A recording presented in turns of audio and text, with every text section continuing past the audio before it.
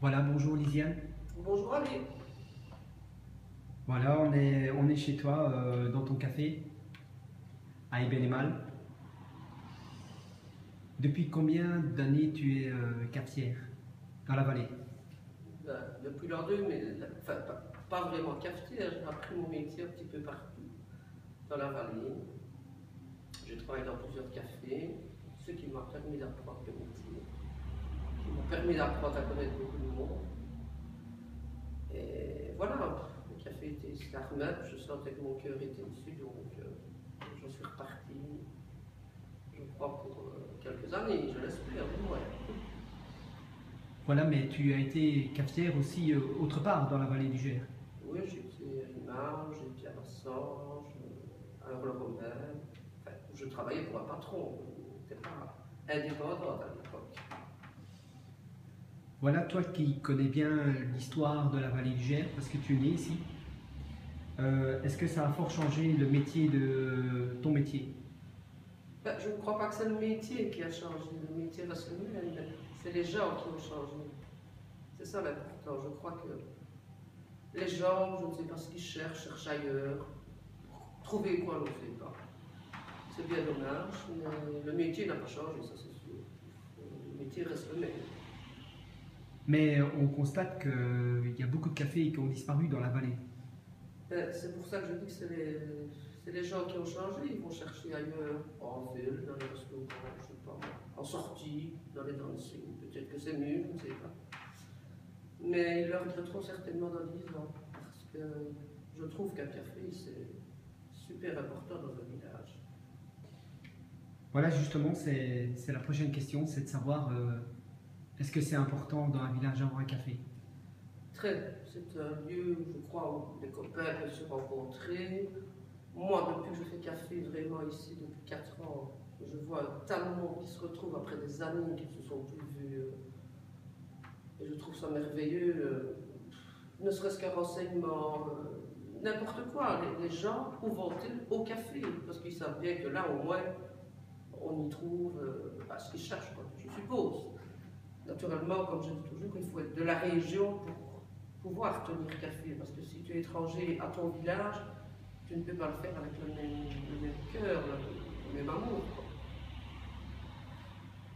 Est-ce que l'âge d'or, ça veut dire quand il y avait beaucoup de cafés dans la vallée, quand était l'âge d'or des cafés dans la vallée? Bah, pour moi, les années 60, 70, c'était merveilleux, quoi. Enfin, moi, je me souviens étant petite, très petite, je naissais quand mes parents l'ont rempli. J'ai quelques flashs du café où je voyais les gens s'amuser le soir, se retrouver ici au café. C'était. Pour moi, c'était très bien, quoi. Je crois que c'est là d'ailleurs que ça m'est resté. Mais maintenant, c'est bien la preuve. S'il ne reste plus de café, c'est qu'il y a un grand, grand problème. Le problème, d'où vient-il? Avant, il y avait 5 cafés à Yvenima. Je suis presque tantôt la seule. C'est des restaurants, mais vraiment un café. Je crois que je suis encore la seule, jusque Vassange. Voilà, Lisiane, il y a des moments très importants dans une année pour toi, dans ton café. Ben, oui, bien sûr, il y a les fêtes locales, la grande fête, le carnaval, qui peu à peu disparaît, ce qui est bien dommage. Encore une chose qui je crois, dans 10 ans va être quoi, je ne sais pas. Mais chaque année, je vois que ça baisse. Toujours été. Mais il y a aussi les Cramignons qui se Ah, les passent. Cramignons, c'est encore quelque chose d'important. J'espère que ça va continuer parce que c'est un très beau folklore. Et heureusement qu'on a encore ça dans la vallée, quoi. Qui laisse des traces un peu partout. Justement, tu le disais, peut-être les fêtes ont changé, ont fort changé. Les fêtes, naturellement, moi j'ai encore ma génération, la mienne, qui fréquente encore les cafés. C'est qui est encore une génération, je veux dire, qui connaît, qui sait encore participer à ce genre de choses. Mais les jeunes, il y en a plus des masses qui connaissent encore je veux dire, la vraie fête, comment ça se passe. Ils viennent faire les cramignons, mais ils arrêtent après 2, 3 haltes. Nous, on faisait le cramignon, c'était jusqu'à la fin, on allait manger chez les parents, à 10h c'était terminé, tout le monde revenait au bal. Maintenant, ce n'est plus du tout la même chose, ils viennent faire les cramignons. On se demande même ce qu'ils viennent faire, c'est bien dommage. Voilà, Lisiane, où est ton cœur? Ah, certainement, ici, ça, je me suis occupée du comité pendant 20 ans au moins. Moi, quand il se passait quelque chose à Eben, j'avais de l'adrénaline qui montait, ça c'est sûr. J'ai vécu toute ma jeunesse ici, je ne sais pas, mon cœur est ici, ça c'est certain. J'aurais très très mal au cœur s'il arrivait quoi que ce soit à ce bâtiment.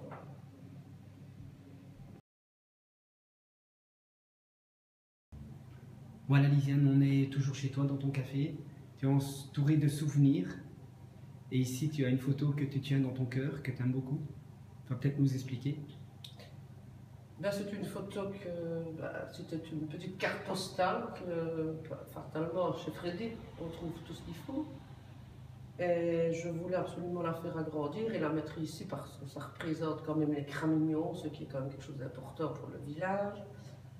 Et ça date des années 51, mais moi je n'ai pas connu vu que je n'étais pas née, mais quand j'étais jeune, ça se passait quand même encore toujours comme ça.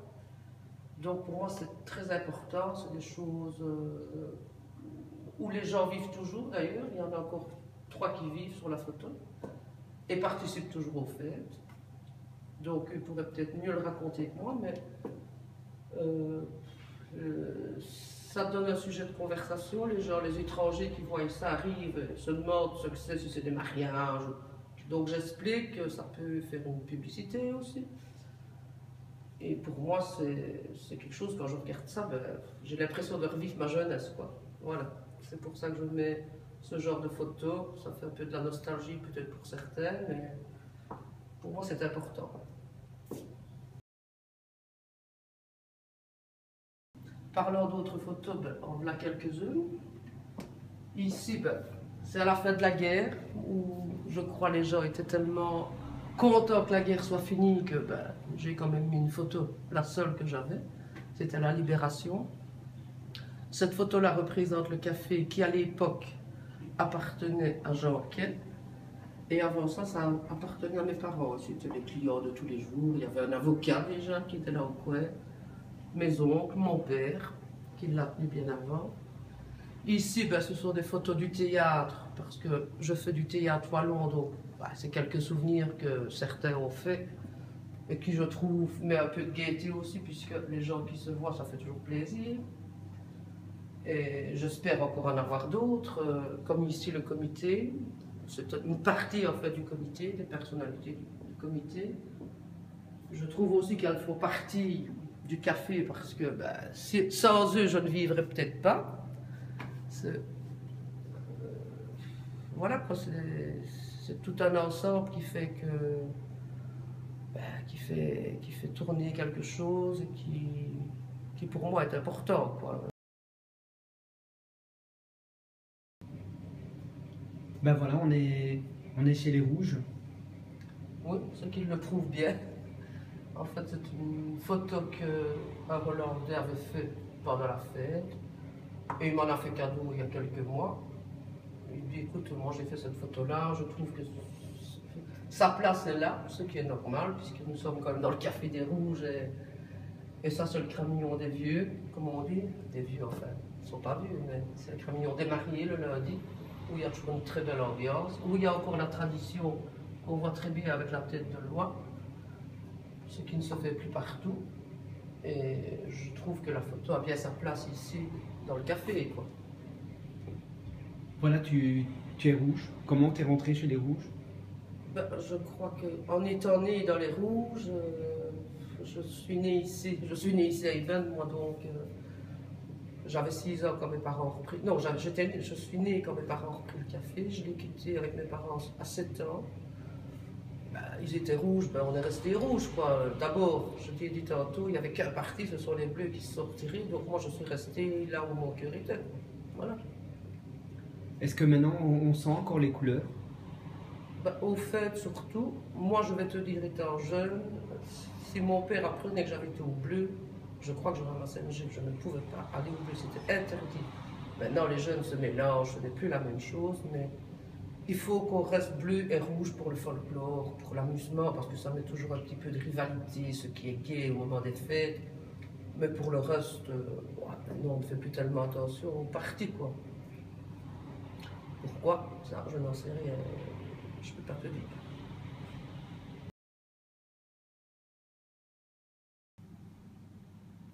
Voilà, ici tu as mis beaucoup de chanteurs que tu aimes beaucoup. Jacques Brel est mon préféré, ça c'est sûr. Et vu que je fais des expositions d'artistes qui viennent, qui aiment d'exposer, parce que chez moi c'est gratuit, donc le peu qui vote c'est toujours ça. Et j'en ai acheté quelques-unes parce que j'adore les artistes, j'aime tout ce qui est peinture. Et voilà le pourquoi il y a des peintures dans mon café, ça fait partie aussi de mes amis, de l'ambiance. Je trouve que c'est toujours très chaleureux. Et voilà, je ne peux pas dire autre chose. Et ici, Gainsbourg aussi? Gainsbourg aussi, ben, ça me fait penser surtout à l'époque du rock'n'roll, naturellement. Et Gainsbourg est quelqu'un d'ailleurs, toutes ces petites phrases aussi qui viennent de lui, c'est un philosophe extraordinaire. Moi, j'aimais beaucoup Gainsbourg, donc voilà le pourquoi. Avec Bardot, qui était un couple un peu mythique, je vais dire, un peu spécial. C'est pour ça que j'ai mis Bardot à côté, parce que et puis c'est plus beau que les petits machins qu'on met sur les toilettes. Je trouve ça beaucoup plus charmant de mettre une belle photo. Et Jacques Brel? Ben, comme je t'ai dit, c'est mon chanteur préféré, donc je ne peux pas me laisser de côté. Et pourquoi Jacques Brel? Pourquoi Jacques Brel? J'adore ce texte. C'est difficile à dire quand on a un penchant pour quelqu'un. Un certain vécu? Un vécu, non, parce que je l'ai plus connu après sa mort qu'étant vivant. Moi, j'étais trop jeune, je ne comprenais pas ses chansons, que je les ai comprises par après, donc après sa mort. Et mon fils, d'ailleurs, qui a 30 ans maintenant, écoute toujours du Jacques Brel. Quand il était petit, il me dit « Maman, tu me casses les oreilles avec ton Jacques Brel ». Mais maintenant, j'ai compris et il écoute encore Jacques Brel. Donc, il y a quand même un suivi. Mais il faut avoir un certain âge, peut-être, pour comprendre. Voilà. Mais du temps de son vivant, je ne peux pas dire que c'était mon chanteur préféré, j'étais trop jeune. Voilà, Lisiane, merci pour cette interview sur toi. Merci Ali, ben, j'espère que merci à toi, Lisiane. Ça passera bien, parce que ce n'est pas toujours évident. Merci, Lisiane. Merci Ali.